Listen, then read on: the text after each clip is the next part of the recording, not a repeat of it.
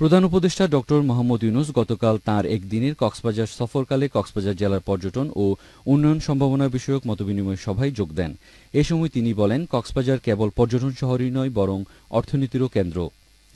কক্সবাজারের বিয়াম ফাউন্ডেশন মিলনায়তনে জেলা প্রশাসন আয়োজিত জেলার পর্যটন ও উন্নয়ন সম্ভাবনা বিষয়ক মতবিনিময় সভায় প্রধান অতিথির বক্তব্যে তিনি এ কথা বলেন।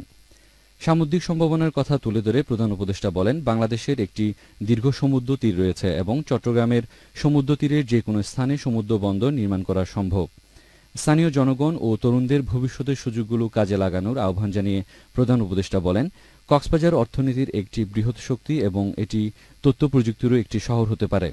একজনে বললো যে আমরা স্টারলিংক শুনছেন বোধহয় পত্রপত্রিকায়, যে একটা ইন্টারনেট ফ্যাসিলিটি আমরা তৈরি করতেছি, যেটা ফাস্ট, খুবই দ্রুত ইন্টারনেট। এই দ্রুত গতির এই কয়েকটার মধ্যে এসে যাবে। এইটার ব্যবহারের জন্য তরুণরা এইটাকে ব্যবহারের এক পায়ে খাড়া, তাদের নিজস্ব জগৎ তারা তৈরি করে ফেলতে পারে। তাদের যেহেতু এখন সারা দুনিয়ার সঙ্গে তাদের ইন্টারাকশন শুরু হয়ে যাবে, এর ফলে অনেক ব্যবসা বাণিজ্য সৃষ্টি হয়। কক্সবাজারের দিন আপনারা পর্যটন করছেন, 2 দিন পরে কক্সবাজার প্রযুক্তির শহর, প্রযুক্তির নগর হতে পারে।